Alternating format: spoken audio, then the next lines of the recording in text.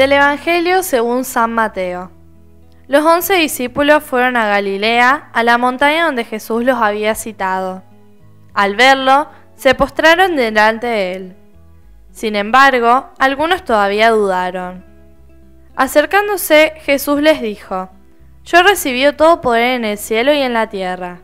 Vayan y hagan que todos los pueblos sean mis discípulos, bautizándolos en el nombre del Padre, y del Hijo y del Espíritu Santo, y enseñándoles a cumplir todo lo que yo les he mandado. Y yo estaré siempre con ustedes hasta el fin del mundo. Hola amigos y amigas. La afirmación de que en el único Dios hay una paternidad, hay una filiación, hay un regalo de amor, esto es específico de nuestra fe cristiana. Con una palabra un tanto abstracta, quizá no tomada de la Biblia, y hasta podríamos pensar un tanto inadecuada, nosotros llamamos a este misterio la Trinidad. Lo rechazan a esta palabra y a esta expresión, a esta idea, los hebreos, quienes en la oración de la mañana, de la tarde, repiten el Señor es uno. Podríamos confrontar esto con el libro del Deuteronomio en el capítulo 6. Tampoco lo aceptan los musulmanes, para quienes solo Alá es grande y Mahoma es su profeta. Nosotros hablamos de misterio, no en el sentido de una realidad oscura, incomprensible, sino de una riqueza de vida infinita del único Dios. Nos podríamos preguntar, ¿es posible para el hombre sondear este misterio inescrutable? El autor del libro de la sabiduría de la época de Jesús, en el capítulo 9, nos podría responder esto. Dice el autor: a duras penas podemos llegar nosotros a adivinar lo que hay en la tierra, y con mucho trabajo encontramos lo que está a nuestro alcance. Por lo tanto, se pregunta el autor, ¿quién podrá rastrear las cosas del cielo? San Agustín, quien más ha profundizado en este misterio de la Trinidad, se dice que Agustín paseaba por la orilla del mar y entonces, queriendo meterse cada vez más en el conocimiento de la Trinidad, ve a un niño que quería meter el agua del mar, toda el agua del mar, quería meterla en un pocito que él había hecho en la orilla del mar, en la playa. Agustín se acerca y le dice: esto es imposible. ¿Cómo vas a meter la totalidad, la inmensidad del mar, la vas a meter en un pocito pequeño? Con un baldecito el niño traía el agua y quería meter todo el agua del mar en el pocito pequeño. Entonces el niño le dice a Agustín: eso es lo que vos querés hacer, meter la inmensidad de Dios en algo tan limitado que es el pensamiento humano. Para penetrar este misterio de Dios, los musulmanes tienen el Corán. Los hebreos, por su parte, descubren al Señor en la historia, a través de la historia, este Dios que acompaña al pueblo. Luego se plasma en los libros sagrados lo que Dios ha realizado por su pueblo.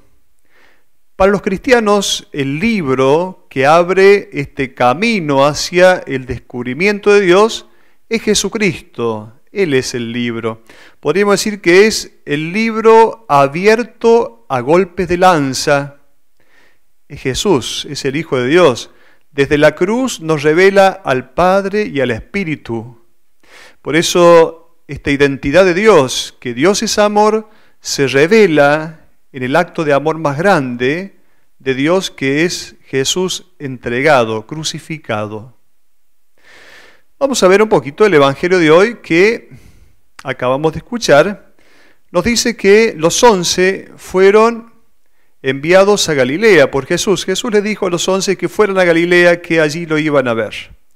¿Por qué los 11? Ya no son 12, sino que son 11.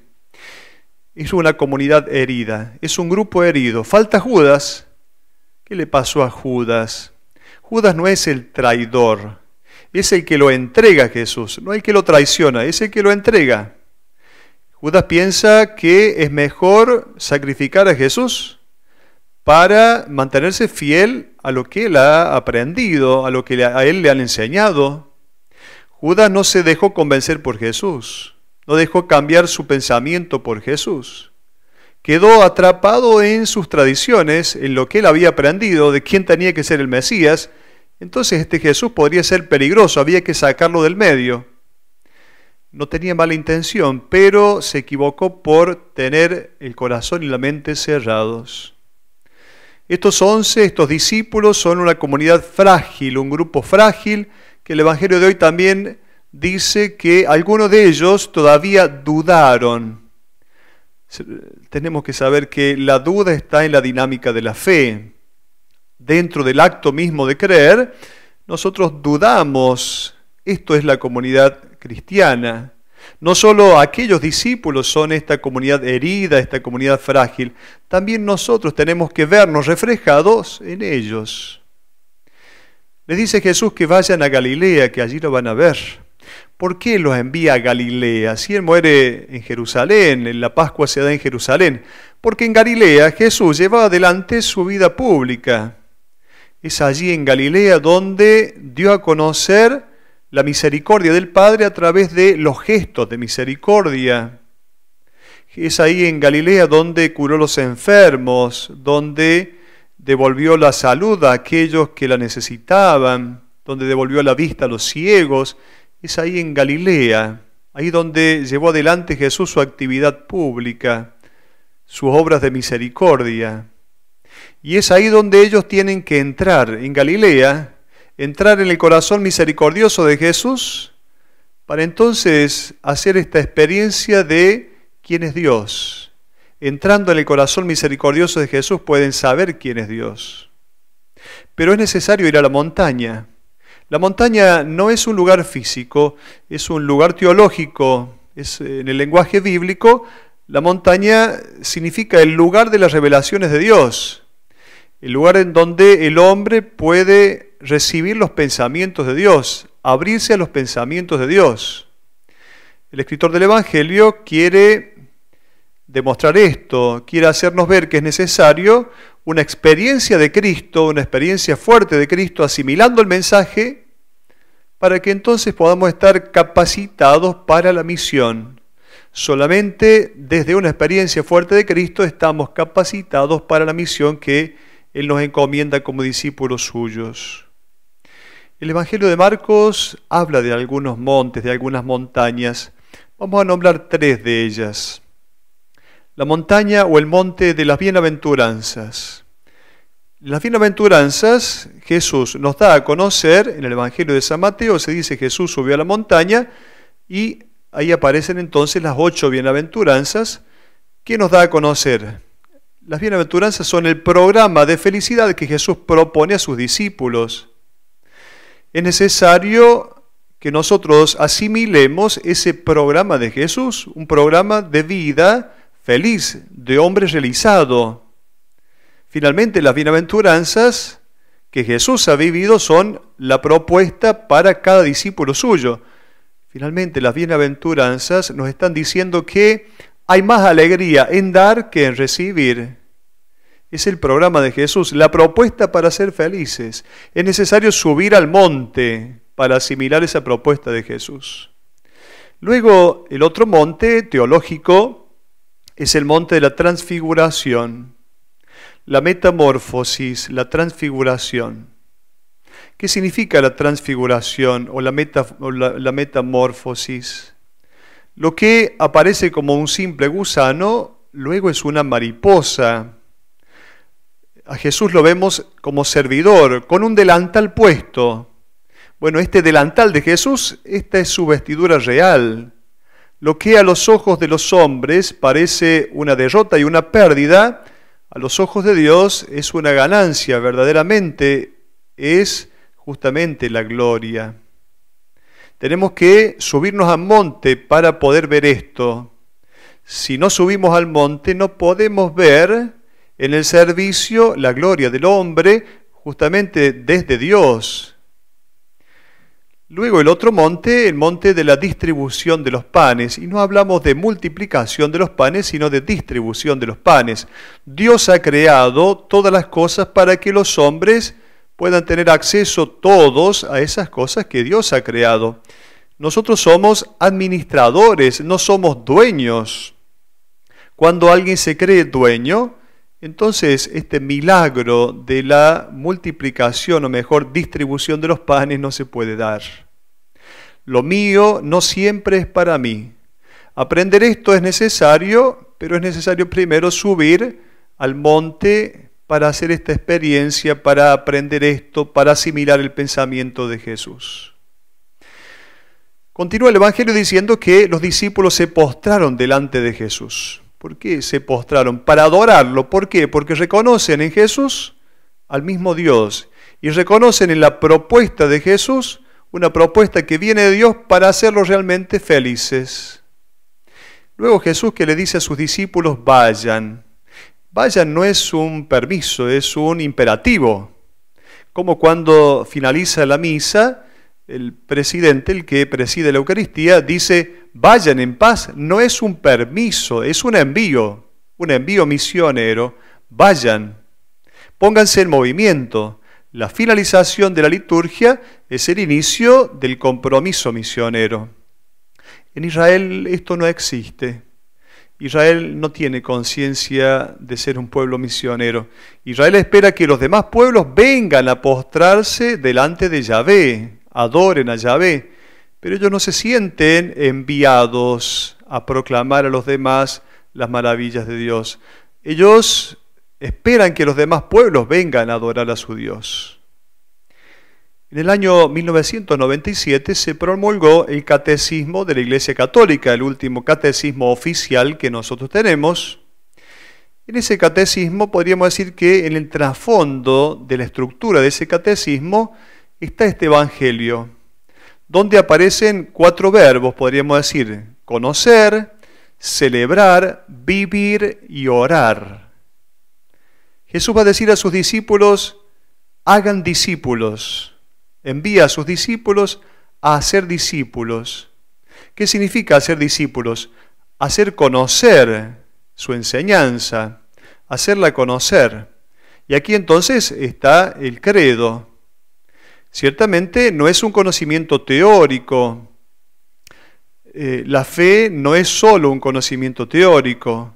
En la fe nosotros quedamos involucrados. Ciertamente la fe es una actitud. Es una realidad que impregna a toda la persona, pero también tiene que ver con el conocimiento. Tenemos que saber lo que nosotros creemos.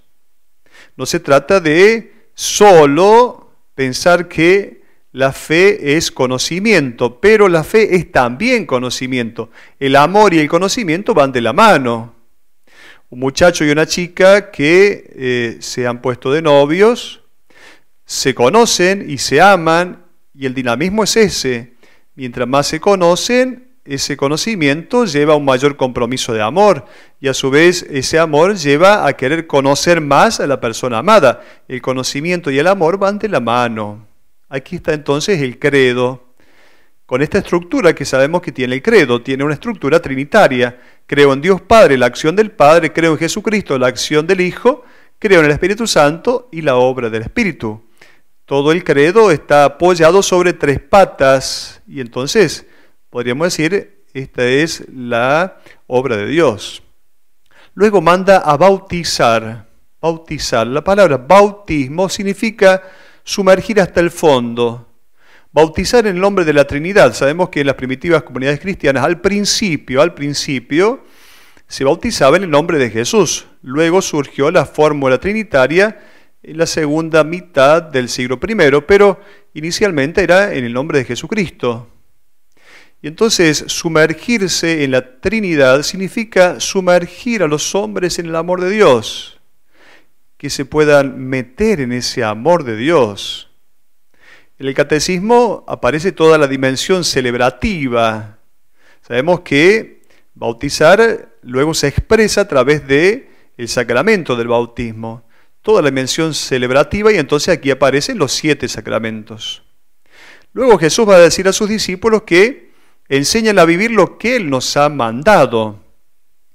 Ciertamente aquí están los mandamientos como un hecho primordial, pero completado con la propuesta de Jesús, que son las bienaventuranzas.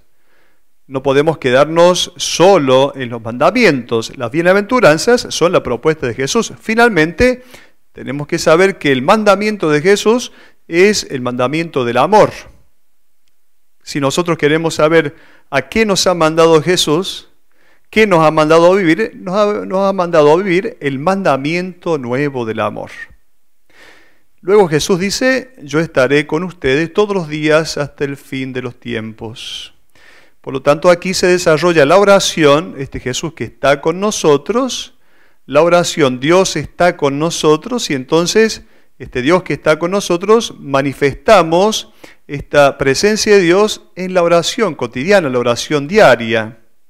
Y aquí entonces el catecismo estudia, analiza la oración que Jesús nos ha enseñado, el Padre Nuestro. Yo estaré con ustedes hasta el fin del mundo. Yo estaré siempre con ustedes. Esto se lo dijo Dios a Moisés. Yo voy a estar contigo. Cuando Moisés manifiesta su debilidad, ¿quién soy yo para ir al faraón? Dios le responde, yo estoy contigo. Igualmente Jesús le dice a Pablo esto. Dios sostiene a sus elegidos, yo estaré con ustedes. La promesa del resucitado a sus discípulos que están a punto de dar sus primeros pasos no podía ser diferente de toda esta línea que presenta el Antiguo Testamento. Por eso yo estaré con ustedes hasta el fin del mundo, lo dice el versículo 20.